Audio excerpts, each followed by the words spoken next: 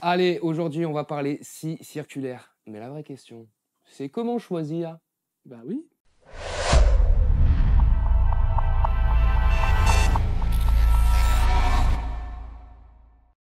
Si t'es ici, c'est sûrement que t'hésites entre plusieurs modèles. Rassure-toi, t'es au bon endroit. Normalement, en fin de vidéo, tout devrait être plus clair. Normalement. T'inquiète. Pour vous schématiser tout ça, je vais me servir de mes deux scies circulaires en exemple. Et contrairement aux apparences, elles ont plein de différences, donc ça va être top. Vous êtes quand même des grands complexés dans le bois, hein. Vous avez plein de scies différentes. Des scies comme ci, des scies comme là. Je sais même plus à quoi ça sert toutes ces scies en fait. Bah, tu peux faire simple. Trop de scies. Bah, en fait, c'est qu'elles ont toutes une utilité particulière. Tellement Donc, t'en bafouilles, tu vois. Allez, explication et sans bafouiller, s'il vous plaît. bon, alors avec une scie circulaire, tu feras des coupes rectilignes. Je précise pour toi, c'est des coupes droites. Tu feras des coupes longitudinales ou transversales. Tu peux parallélépipède, c'est un rectangle circulaire, non? La technique. Ça y est, j'ai dit rectiligne et longitudinale et Oh, transversale. t'es un dingue. Il est perturbé. Ah là là. Tu pourras couper sur différentes épaisseurs. Ça dépendra de ta scie, de la taille de ta scie et du diamètre de la lame qu'elle accueille. Et tu pourras faire des coupes avec une inclinaison de lame, tout simplement en inclinant, je vais y arriver, la semelle de ta scie. Tu vois là par exemple, mes deux scies, c'est des 160 mm. Enfin, la taille de la lame, c'est du 160 mm.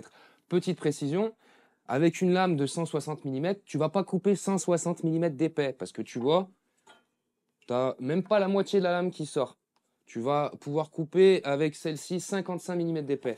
Bon, on va rentrer dans le vif du sujet. Alors, je vous le dis tout de suite, on va pas parler caractéristiques parce que ça, ce sera propre à chacun en fonction de vos besoins. Je sais pas, par exemple, tu recherches une scie circulaire pour déligner du bois brut, il te faudra une scie qui est un peu plus puissante, mais du coup qui sera peut-être un peu plus lourde.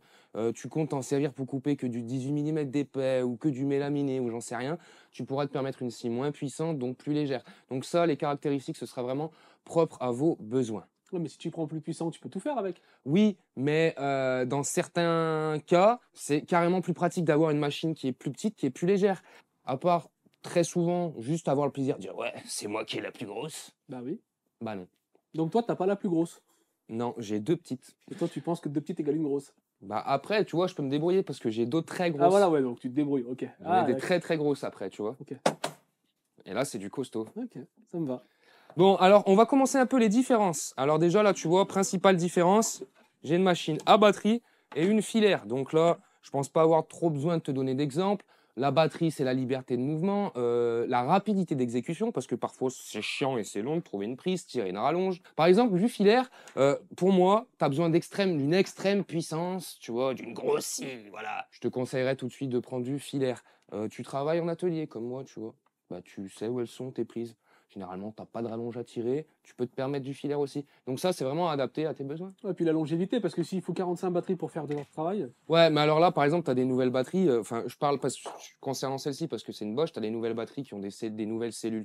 On va pas trop rentrer dans les détails, mais qui ont une forte longévité. Et là, tu vois, j'ai des batteries de 8 ampères. Franchement, tu peux y aller quand même un moment. Oui, mais dans tous les cas, il faut une prise pour recharger. Ouais. Après, tu vois, il y a des batteries déjà toutes prêtes, toutes chargées. Voilà, il faut le savoir. Concernant la différence de taille, je t'en ai déjà parlé. Tu peux savoir que tu as des scies circulaires qui vont aller des diamètres de lame de 160 mm comme celle-ci à 230 mm. Donc là, tu pourras couper quand même de bonnes poutres, tu vois. Et là, il y a une autre différence à prendre en compte. Et franchement, selon moi, c'est mon avis perso, c'est vraiment important. Donc, écoute bien.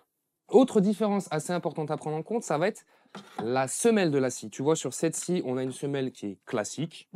Et sur celle-ci, on a une semelle un peu plus travaillée. Tu vois, on a une rainure. Et en fait, c'est tout simple, mais ça va être compatible à rail de guidage. Donc là, c'est une autre façon de travailler. Et franchement, c'est de la bombe. Si vous pouvez investir quelques euros en plus, moi, je vous conseille tout de suite de prendre une scie comme ça. Tu vois, après, tu viens poser ta scie dessus et tu fais coulisser. C'est tout. En plus, petite précision, c'est que sur celle-ci, je parle vraiment pour celle-ci, elle va être compatible avec plusieurs marques de rails. Donc évidemment, elle est compatible avec les rails Bosch, elle est compatible avec les rails de chez Festool. Du coup, vu qu'elle est compatible Festool, elle est compatible aussi Makita. Et je ne veux pas dire de conneries, mais je crois qu'elle est aussi compatible avec les rails Mafel. Bon, je crois que vous l'avez compris, moi personnellement, je préfère ce type de semelle-là. Franchement, j'adore. C'est plus pratique, c'est plus rapide à mettre en place, c'est plus mieux bien. Mais par contre, c'est plus cher. Pourquoi c'est mieux? Il faut que je te le demande comme ça, apparemment. Pourquoi c'est mieux? Eh ben, tu sais quoi? Une image vaut 1000 mots. Je vais te faire une petite démo, tu vas comprendre. Alors, nous sommes sur des mélaminés, parallèle B. Parallèle B? Ouais, 1,75. Hein. Quoi, je prends votre dialecte. Le mec s'y connaît trop. Non, on est sur du mélaminé de 18 mm d'épais. On est sur Ouh. du classique. Oui. Voilà. Alors, je vais te faire un petit exemple. Ce qu'on appelle dans le jargon une belle barre. Alors, je suis pas prêt là. Tu peux couper parce qu'après tu te plains. Ah, mais tu cherches un crayon? Ouais. Ah, Il est là. Il est là le bougre. Alors, je te fais voir. Là, tu vois, admettons que je viens de prendre ma petite mesure. J'ai pris ma petite règle et j'ai fait mon trait. Ça, c'est mon trait de coupe. Je veux que ma scie coupe ici. Et ça, on fait péter. Je vais prendre la scie classique. Je vais prendre une règle, un rail, un tasseau bien droit, n'importe quoi. De façon à mettre plus loin pour pouvoir faire glisser ma scie sur le côté du rail pour pouvoir couper parfaitement droit. Alors, il va falloir prendre en compte plusieurs choses. La distance qu'il y a entre la lame et le cul de la semelle, la partie qui va reposer contre le rail. Ça veut dire que cette distance-là, je fais ça sans mesurer à peu près. Il va falloir que tu la reportes à ton trait de coupe, tu te refasses un autre marquage pour que tu puisses poser ton rail, ton tasseau bien gros, ce que tu veux, bien comme il faut. Ensuite, tu fixes. Bien sûr, tu n'oublies pas de prendre en compte l'épaisseur de ta lame. Et ensuite, tu viens te mettre en place. Ça, c'est la version classique. Vas-y, fais une petite pause parce que je sens que tu es fébrile. La deuxième technique, enfin, la technique la plus pratique, c'est-à-dire avec un rail de guidage et une scie circulaire compatible au rail de guidage. Ce que tu vas faire, c'est que tu fais ton trait de coupe, sans t'embêter. Tu viens poser ton rail de guidage bien aligné au trait de coupe et tu viens scier. C'est tout con, mais t'as pas de mesure à faire, t'as rien à reporter. Tu as fait un trait, tu te mets en place et tu scies. Donc, oui, c'est mieux. c'est mieux. C'est mieux. Beaucoup mieux même. Ah, je vais rebondir sur un truc que tu m'as dit en off, c'est que tu m'as dit, mais c'est tellement plus simple de prendre sa scie et de couper à l'arrache. Parce que moi, je suis d'une religion très spécifique. Moi. Après, si tu veux couper à main levée, l'une ou l'autre, ça changera strictement rien. Et en vrai de vrai, si tu as une machine comme ça, c'est très bien aussi, c'est pas indispensable d'avoir ça. Alors oui, c'est plus pratique, mais tu pourras faire les mêmes choses avec ça. Juste, c'est plus pratique, c'est tout. Je vais quand même te donner 2-3 petits exemples, comme ça pourra un peu t'aider à choisir. Admettons, par exemple, je sais pas, t'es maçon. Tu veux couper du bois de coffrage, scie circulaire classique, ça suffit. T'as la cabane à faire au fond du jardin, scie circulaire classique, ça va très bien. Tu veux couper du grand panneau de bois, ah, vas-y, je te dirigerai peut-être plus vers une scie circulaire avec compatible rail de guidage, ce sera clairement plus pratique. C'est pas, admettons que tu sois menuisier, ébéniste, agenceur, je te dirigerai plus vers une scie compatible rail de guidage. Et je suis sûr, presque sûr, que tu as déjà une scie plongeante. Ça, c'est un autre débat. Au cas où, j'ai déjà fait une vidéo entre la scie circulaire ou la scie plongeante, comment choisir. Par exemple, tu veux faire de la coupe en série, et ben c'est pareil. Celle-ci sera un petit peu plus pratique que celle-là. Mettons que tu as 150 planches à couper, et ben, franchement, ça ira plus vite de faire ton trait de coupe, poser ton rail, couper, que faire ton trait de coupe, mesurer, retracer, reporter la distance entre ta semelle et ta lame, et ici, et là, ici. Non, ça ira pas. Après, je te le redis, tu peux t'en passer. Si tu as une scie classique, c'est aussi très bien. C'est tellement pour les gens qui vont te commenter. Ouais, mais moi, j'ai une scie, mais j'ai une scie à main. J'ai la scie à main de mon grand-père et je coupe très bien avec. Bon, là, je pense qu'on a fait le tour des principales différences. Après, il y en a d'autres qui sont aussi importantes à prendre en compte. On peut parler aspiration des poussières, par exemple.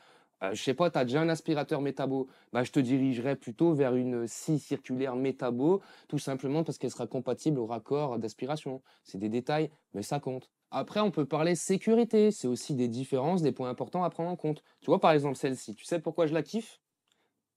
Tu vas voir tout de suite. T'as vu la vitesse qu'elle met pour s'arrêter? Ça, c'est simplement parce qu'il y a un frein de lame hyper efficace. Donc, c'est des petits points comme ça, importants à prendre en compte. Que tu t'en serves souvent ou pas. Parce que si tu t'en sers souvent, généralement, tu as l'habitude, tu prends la confiance et c'est là où tu te blesses. Et il y a aussi le cas où si tu t'en sers pas souvent, bah, tout simplement, tu n'as pas l'habitude, tu l'utilises peut-être mal et tu te blesses. Là, en fait, tu te blesses tout le temps. Quand même. Mais justement, c'est ça. Non, mais avec un frein de lame aussi efficace, franchement, tu minimises les risques. Après, là, on est plus sur du détail, tu vois, mais on peut aussi parler du niveau sonore, du taux de vibration. C'est tous des petits trucs comme ça, importants à prendre en compte. Bon, avant de clôturer cette vidéo, je vais faire une mini parenthèse comme ça, parce que utiliser des outils de qualité, c'est très bien, c'est le top. Mais l'utiliser avec des consommables qui sont de qualité, c'est aussi bien, c'est aussi très bien même, tu vois. Alors, j'ai fait une vidéo juste ici où je parle des lames Freewood. Voilà. Si t'es curieux, va jeter un œil, parce que là, on parle de lames de qualité. Bon, et une dernière petite chose. Maintenant que tu sais à peu près quelle machine tu vas choisir, Avant de t'en servir, c'est lunettes, casque obligatoire, vraiment. Je t'ai vraiment donné les principales différences. Si tu as encore des hésitations, t'hésites pas, tu viens en commentaire, tu me poses tes questions, tu peux venir en message privé sur Instagram. Je suis vraiment ravi de vous aider à chaque fois, puis je lis tout le temps vos commentaires et tout, ça fait vraiment plaisir, donc n'hésitez pas si vous avez besoin. C'est tout pour moi, j'espère que cette vidéo, elle vous a plu. Pense à mettre un petit like, activer la petite cloche, partagez aussi, franchement c'est important, ça fait plaisir. Et puis bah si c'est pas déjà fait, tu sais ce qu'il te reste à faire, tu t'abonnes mon ami!